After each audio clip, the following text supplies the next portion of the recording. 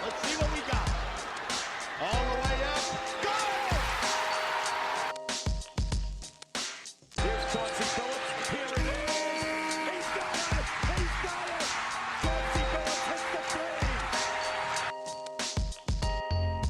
With a steal and the drive. Lays it up. Lays it in. Count that baby. And a foul. Bonjour à toutes et bonjour à tous et bienvenue dans les chroniques de Motor City. Les chroniques de Motor City, c'est votre podcast dédié à l'histoire et à la culture des Detroit Pistons. À chaque épisode, nous remontons le temps pour parler des moments et des personnages qui ont compté dans la vie de notre franchise préférée depuis sa création jusqu'à aujourd'hui.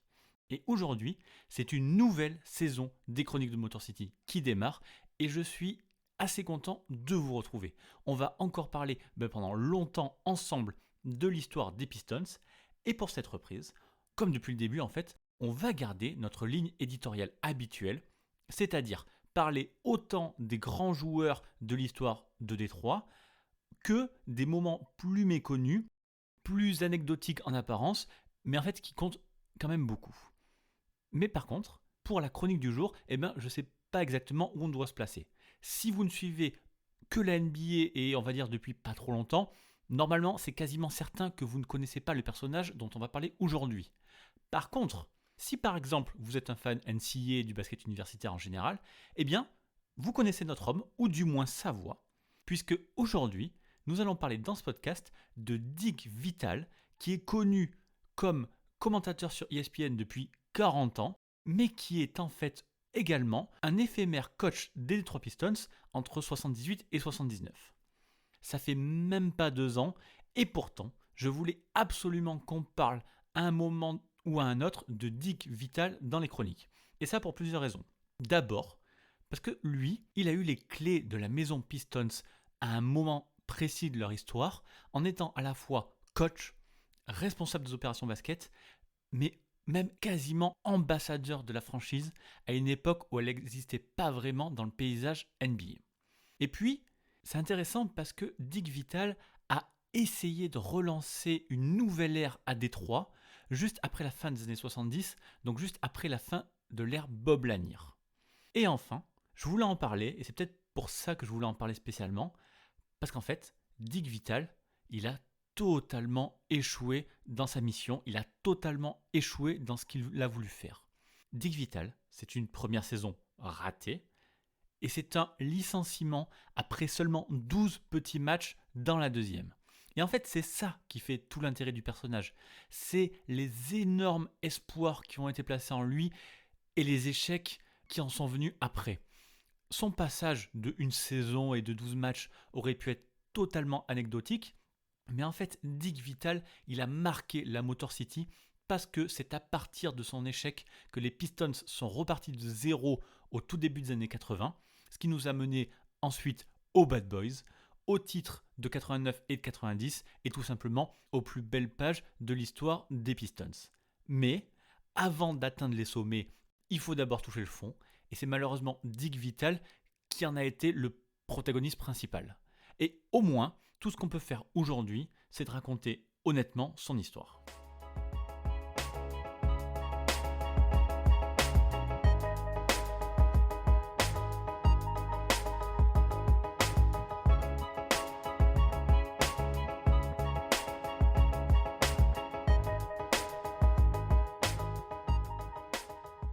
On commence donc notre histoire en mai 1978 avec la saison NBA des Pistons qui vient de se terminer.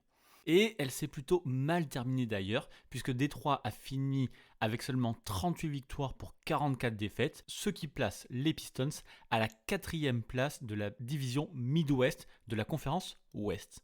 Parce que oui, à l'époque, Détroit est considéré comme une équipe de l'Ouest. La division Midwest, elle est plutôt assez faible d'ailleurs, et pourtant, les Pistons ont fini très très loin d'une place en play-off. Le nouveau GM, Bob Kaufman, lui, il a viré son coach Herb Brown en cours de saison, et il a tout simplement pris sa place, histoire de finir la saison, on va dire, complètement en roue libre. Et pourtant, on ne peut pas dire que le Détroit de cette époque est une équipe totalement horrible, puisqu'avant ça, les Pistons sortaient quand même de 4 qualifications en play-off consécutives, dont 2 demi-finales de conférence. Mais en fait, cette époque-là, elle est assez trouble. Elle est d'ailleurs toujours un peu difficile à suivre, puisque en fait, chaque saison, les Pistons changent de coach. Et une fois sur deux, ils changent aussi de GM. Voilà, c'est un peu compliqué à suivre, sauf que on est en 1978 et les Pistons sont en quelque sorte à la croisée des chemins. Ça fait maintenant 20 ans que la franchise a déménagé de Fort Wayne à Détroit, mais elle a toujours du mal à se faire une place dans le paysage sportif de la Motor City. Surtout que la concurrence est quand même assez forte, avec les Tigers qui ont gagné les World Series 10 ans plus tôt et qui ont bien aidé la ville après les émeutes de 67, avec les Lions qui bénéficient de la nouvelle popularité de la NFL qui est devenu le sport numéro 1 aux États-Unis, et puis avec les Red Wings qui eux sont carrément les mieux implantés puisqu'ils sont là depuis 1926 et en plus ils enchaînent les coupes Stanley. Donc vous pouvez à peu près considérer qu'à cette époque-là, les Pistons n'existent pas. Il n'y a pas de fans dans la ville, il n'y a pas de communauté basket et pas grand monde vient voir les matchs.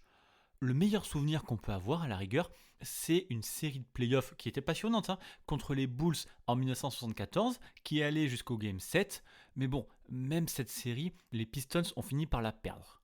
Et en plus, à part avec Bob Lanier qui est à Détroit depuis 7 ans maintenant et qui commence doucement à vieillir, les Pistons n'ont pas vraiment connu de très très grands joueurs. Et donc pourtant, cette année 78, elle est très importante pour Détroit. Déjà, l'équipe va déménager. Elle va quitter la Cobo Arena, que Bill Davidson déteste, pour rejoindre le Pontiac Silverdome, qui est un stade de foot américain déjà occupé par les Lions. Et puis, c'est assez important, la franchise va également quitter la division Midwest de la conférence Ouest pour enfin repasser à l'Est, plus naturellement, et ça dans la division centrale. Alors Bill Davidson, le propriétaire, se dit qu'il a maintenant besoin d'un architecte pour faire gagner cette équipe. Il a besoin de quelqu'un qui pourrait la coacher, lui apprendre à gagner et même quelqu'un qui pourrait la faire exister dans cette ville qui ne s'intéresse pas tellement au basket. Et c'est le chroniqueur sportif du Detroit Times, Joe Falls, qui va débloquer la situation en soufflant à Bill Davidson le nom de Dick Vitale. Et c'est pas tellement une surprise qu'il lui cite ce nom-là, puisqu'en 1978, Dick Vitale est quelqu'un d'extrêmement populaire à Détroit. Pour revenir un tout petit peu en arrière, Vitale, il a commencé sa carrière de coach en 1962, tout en bas de l'échelle, à la Lincoln School de Garfield, dans le New Jersey. Et puis, plus tard, avec l'East Rutherford High School, il remporte 2 championnats d'État du New Jersey. Au total, comme coach du lycée, il aura un bilan de 131 victoires pour 47 défaites seulement. Dick Vitale passe donc naturellement à l'étape suivante en devenant assistant coach à Rutgers en NCAA. Et puis enfin, en 1973, il est recruté pour coacher directement le programme basket de l'Université de Détroit. Alors, si vous ne connaissez pas l'Université de Détroit en NCAA, c'est normal. C'est une toute petite université coincée entre Michigan State et Michigan. En fait, les titans, ils s'appellent comme ça, les titans de l'université de Détroit, ils sont à peu près des inconnus qui ne gagnent jamais rien et ça depuis longtemps. Et pourtant, en 4 saisons avec les titans, Dick Vitale va réussir à construire une vraie équipe de basket et à offrir de bons moments au programme, peut-être ses meilleurs. Chaque année, l'équipe de Dick Vitale s'améliore et pour sa dernière saison comme coach en 76-77, les Titans gagnent 21 matchs consécutifs, battent Marquette, le futur champion NCAA pendant la saison, et se qualifient même pour le tournoi de la NCAA. Alors bon, ils perdront au 2e tour contre Michigan d'ailleurs, mais cette année-là, les Titans gagneront au total 25 matchs, soit le record de la toute petite fac au niveau basket. Et sur ces 4 ans, pour cette toute petite université, je le rappelle encore, Dick Vitale aura gagné 79 matchs pour seulement 30 défaites. Et juste après ce parcours, Vitale quitte son poste de coach pour prendre celui de directeur sportif de l'université de Détroit. L'université, elle l'aurait plutôt bien gardé comme coach, mais Vitale, il a quand même un problème. Il prend les choses vraiment trop à cœur et la pression du résultat attaque même sa santé et elle lui a causé plusieurs ulcères à l'estomac lors de sa dernière saison comme coach. Donc, pour faire retomber la pression, il quitte le banc et prend place dans un bureau un peu plus calme. Sauf que, pendant ce temps-là, Dick Vitale est devenu extrêmement célèbre à Détroit. Son parcours à l'université a été suivi par les gens de la Motor City qui se sont passionnés pour lui. Et il faut quand même avouer que Dick Vitale, c'est un super client pour la presse. Il est assez charismatique, très reconnaissable avec ses grosses lunettes et ses cheveux un peu dégarnis. Et surtout, il en fait des tonnes avec des grimaces, des sourires. Et il a toujours un bon mot pour les journalistes. Et puis, il a cette voix un peu rock, un peu grave, mais en même temps un peu colorée, qu'on pourrait imaginer quasiment sortir d'un film de mafieux italien. Et d'ailleurs, c'est ce qui fera peut-être son succès plus tard comme commentateur. Billy, coast to coast. Oh yes, hello, Billy the Chillo and Slim Jim Bammer. Ball down to Corgiani. Oh, shot a play! What a play! Slim Jim Bam, baby, Corgiani. Take it right away though. Oh, between his legs! I can't believe it! I can't believe it, Kelly! Oh my God! There goes a dunk. Oh no, he missed them. The bank's open. Get a TO, Mr. Knight. Get a TO, baby. Get a timeout, Mr. Knight. Bref, Joe Fols glisse le nom de Dick Vitale à Bill Davidson, qui l'engage immédiatement après la fin de la saison NBA en mai 78 pour 3 ans et $300 000. Et tout de suite, la mission de Dick Vitale commence. L'ouverture de la saison est encore loin, mais Vitale doit aussi mettre la franchise à la une des journaux. Et dès sa première conférence de presse, Vitale promet 2 choses. 1, que les joueurs et le staff se donneront à 120%, et de 2, qu'il va revitaliser l'équipe. Et à partir de là, c'est tout un gimmick qui se met en place à Détroit, avec un jeu de mots sur le nom de Dick Vitale qui marche quand même beaucoup moins bien quand on le traduit. En gros, le nouveau coach était là pour revitalizing les Detroit Pistons. On voit d'ailleurs ensuite ce jeu de mots partout dans la ville, sur des affiches, sur des t-shirts, sur des autocollants. Et puisqu'on parle de vêtements, disons aussi un mot sur l'un des tout premiers chantiers de Dick Vitale. Pour symboliser le changement qu'il allait mettre en place et le déménagement dans le Silverdome, les Pistons changent de maillot et impliquent leur nouveau coach dans la création. Et pour la saison 78-79, les Pistons abandonnent la sobriété de leur maillot classique bleu ou blanc pour y mettre des éclairs partout avec le logo dont les 2 S de Pistons se terminent aussi par des éclairs. La palette bleu, rouge, blanche est respectée, mais la police de caractère se veut un petit peu plus dynamique, un peu plus flashy, censée correspondre à la transition entre les années 70 et 80. À Détroit, ce maillot s'appelle le Lightning Bolt et Dick Vitale lui-même expliqua ensuite que les éclairs étaient censés justement représenter sa promesse de revitaliser l'équipe, exactement comme il l'avait fait avec l'université de Détroit. Et pour ceux qui sont curieux, je vous mets une image de ce maillot dans la description de ce podcast. Bref, armé de ces nouveaux maillots, de ces nouveaux designs, Dick Vitale est tous les jours sur le terrain pendant l'été pour faire parler de son équipe. Il donne des ballons de basket dans les restaurants. Il participe à des petites animations où il shoot des lancers francs dans les centres commerciaux. Il appelle personnellement les gens qui avaient annulé leur abonnement. Mike Abdenour, le légendaire préparateur des Pistons, expliquait qu'avant la venue de Dick Vitale, les Pistons n'avaient pas vraiment abordé les choses de manière professionnelle et que lui avait énormément fait pour la notoriété de l'équipe en ville. Sauf qu'une fois qu'on arrive en septembre 78, donc au tout début de la saison 78-79, vous allez voir que l'hyperactivité de Dick Vitale a 2 gros défauts. Le premier, c'est qu'il est complètement cuit alors qu'on n'a même pas joué un seul match de basket. Et le deuxième, et c'est peut-être le plus grave, c'est que Dick Vitale n'a pas assez bossé la manière d'aborder le basket en NBA. Bon, pour être tout à fait honnête, il n'a pas eu aussi beaucoup de renforts puisque pour la 4e fois en 6 ans, les Pistons n'ont pas eu de choix au premier tour de la draft. Par contre, Dick Vitale a quand même profité de la draft pour amener 2 de ses anciens joueurs de l'université de Détroit, à savoir Terry Tyler et John Long, qu'il a pris avec les picks 23 et 29 du 2e tour.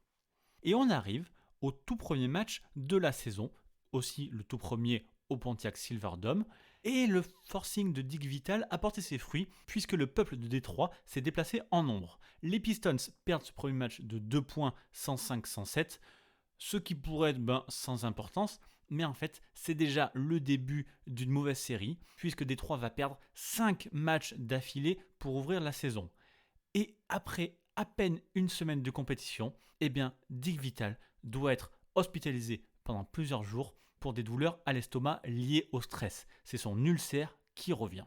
Le nouveau coach des Pistons dira plus tard qu'il avait carrément peur de faire une saison à 0 victoire pour 82 défaites. Même si vous vous dites qu'il n'y a aucun moyen que ça devienne possible, même si vous calculez les moyennes dans l'histoire, eh bien vous commencez quand même à penser à ce genre de choses.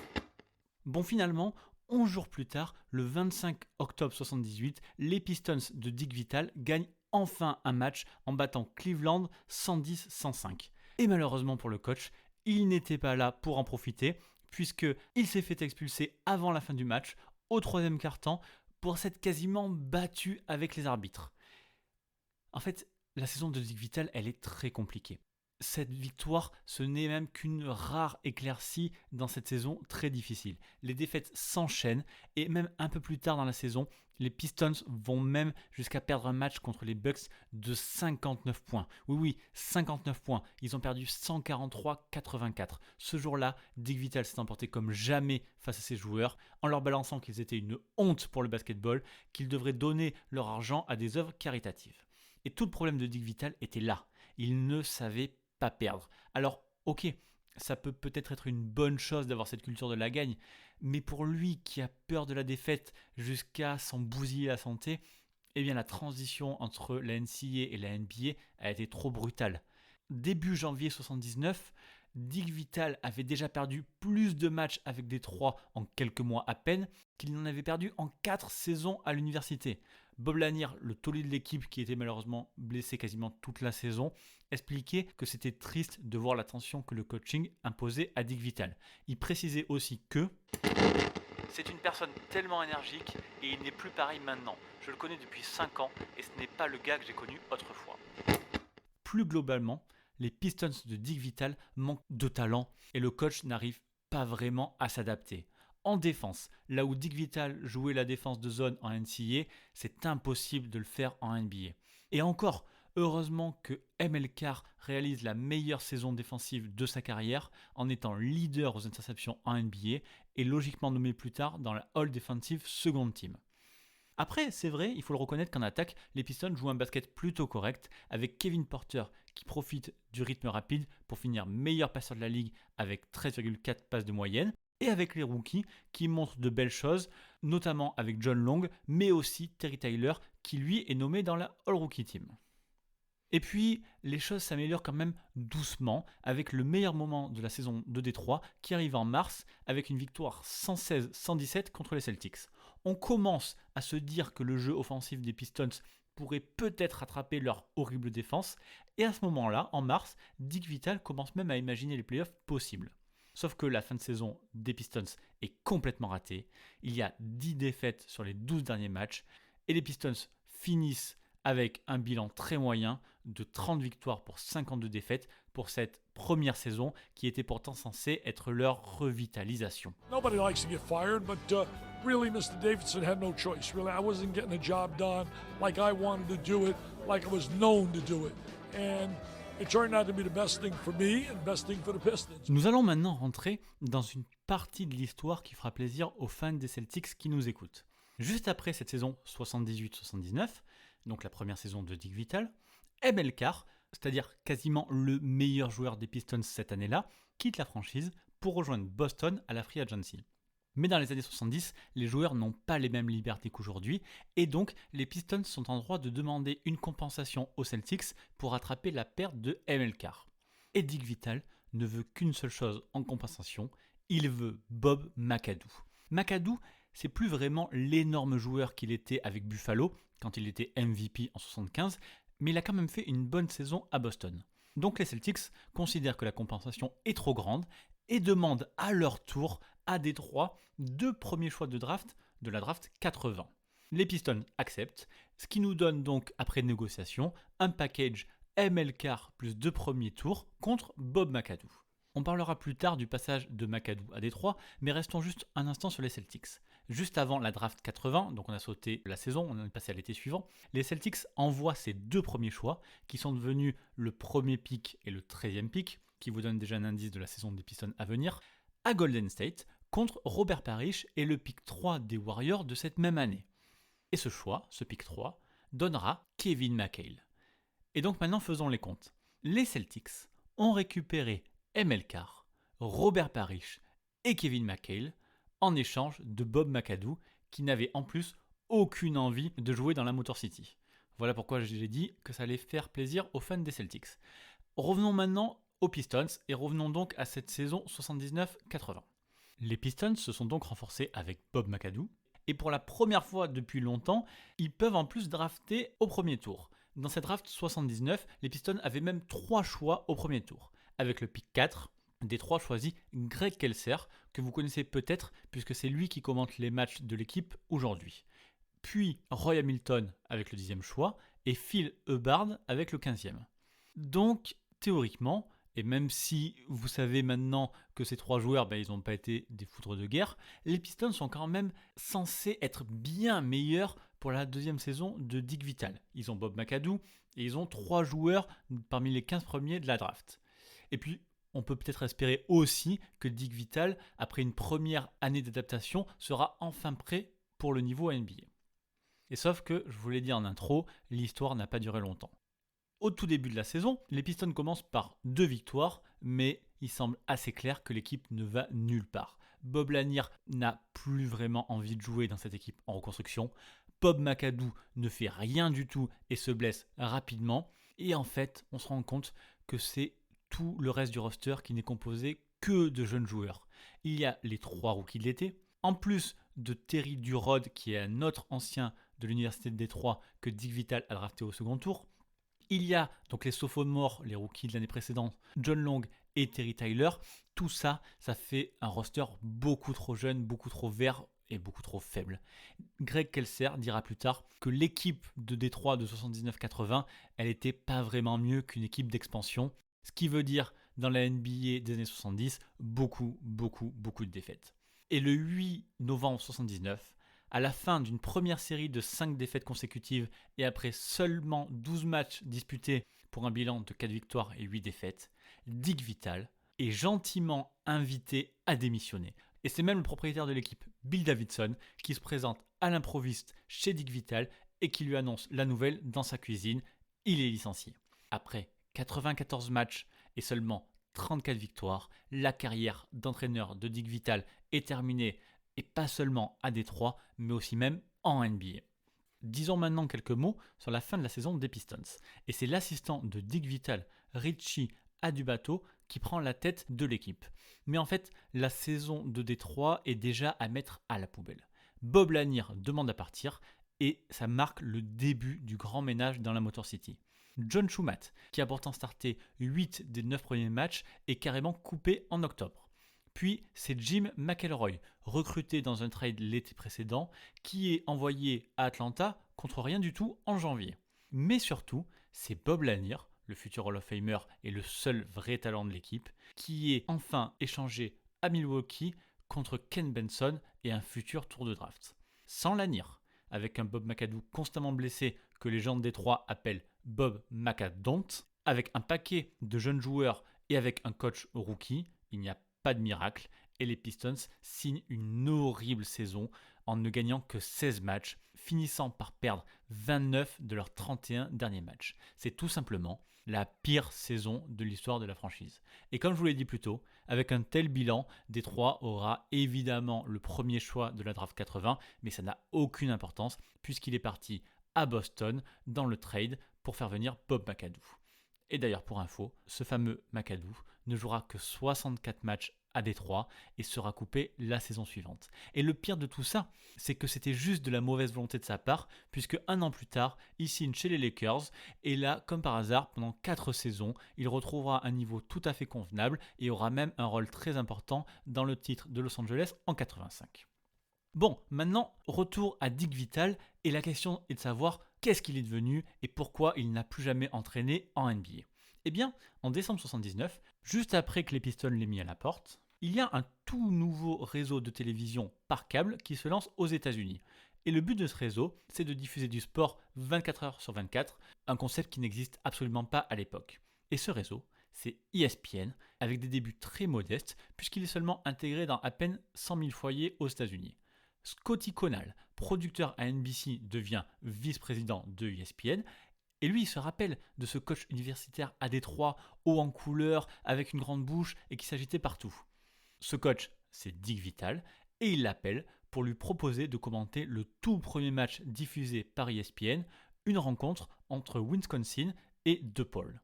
D'abord, Dick Vitale refuse, puisqu'il n'a jamais entendu parler d'ESPN. Et puis, Scotty Conal le rappelle plusieurs fois, et c'est finalement la femme de Dick, Lorraine, qui arrive à le convaincre d'y aller. Et Vitale, il a bien fait d'écouter sa femme. Parce que même si ses débuts sont un peu laborieux, il ne connaît pas le métier, il rate les premières réunions, il parle pendant les pubs, il ne coupe pas toujours son micro, et bien en fait, il devient très très vite important chez ESPN pour une raison assez simple. Même s'il n'est pas commentateur professionnel, il sait exactement comment parler de basketball. Et 40 ans plus tard, en 2020, Dick Vitale commente toujours les matchs NCAA à plus de 80 ans. Et clairement, s'il avait repris son job d'entraîneur, il ne serait plus là depuis longtemps. La télévision m'a sauvé la vie. Si j'étais resté entraîneur, j'aurais été mort à 50 ans. Je ne pouvais pas supporter la défaite.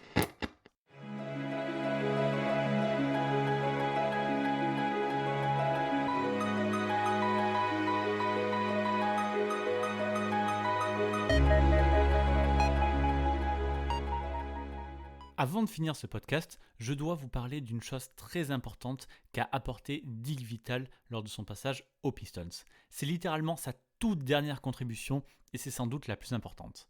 On revient donc à ce fameux 8 novembre 1979 quand le propriétaire Bill Davidson débarque dans la cuisine de Dick Vitale pour le foutre à la porte.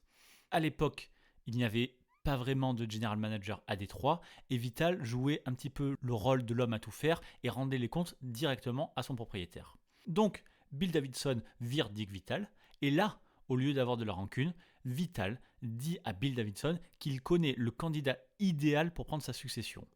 Et c'est là que Dick Vitale lâche le nom de Jack McCloskey, à l'époque assistant coach des Pacers. McCloskey, vous le connaissez forcément, puisque c'est lui qui sera l'architecte des Bad Boys. C'est lui qui a drafté Isaiah Thomas, Joe Dumars, Dennis Rodman. C'est lui qui a monté des échanges pour faire venir Bill Laimbeer, Rick Mahorn, Adrian Dantley, James Edwards, etc.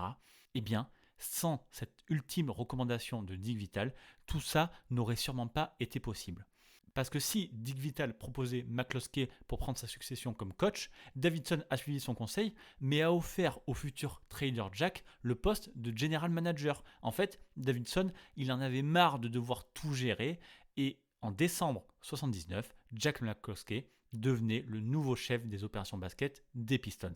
C'est donc lui qui a mis en place le trade de Bob Lanier, et c'est lui qui commencera à nettoyer le roster des Pistons, alors même qu'il n'a pas de choix de draft en 80.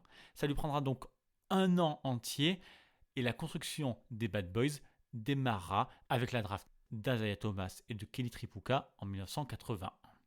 Voilà, on arrive donc à la fin de ce podcast.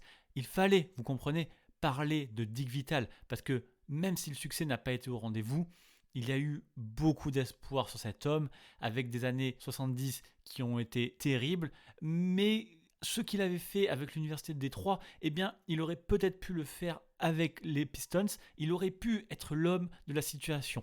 Et puis, ces années-là, il fallait en parler parce qu'il y a eu beaucoup de changements. Il y a eu le déménagement au Pontiac Silverdome, il y a eu la fin de l'ère Bob Lanier, le changement de maillot, d'ailleurs des maillots qui seront abandonnés dès 1981 pour bien marquer cette ère Dick Vitale qui n'existait pas vraiment.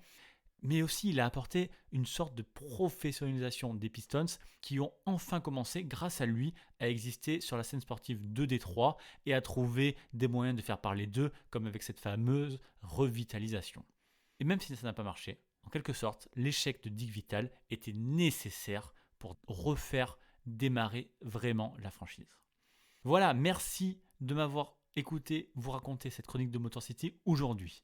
Il ne me reste plus qu'à vous dire que les chroniques de Motor City sont disponibles partout, sur Apple Podcasts, sur Spotify, sur Google Podcasts, sur Deezer et sur les applis de podcast comme Podcast Addict sur Android. Je remercie vraiment chaque personne qui a pris le temps de laisser un commentaire ou une note sur Apple Podcasts. Et si vous ne l'avez pas fait et que vous avez un appareil Apple à la maison, je compte sur vous. Ça aide beaucoup à faire découvrir le podcast. Sinon, le simple fait d'en parler autour de vous ou de le partager sur les réseaux à vos proches, etc., c'est déjà énorme. Je suis content qu'on reparte pour une session des Chroniques de Motor City. Et en attendant le prochain podcast, je vous invite à me retrouver pour en parler, pourquoi pas, sur Twitter, @pistonfr et sur le site pistonfr.com. Merci encore pour votre soutien et à très bientôt pour une prochaine chronique.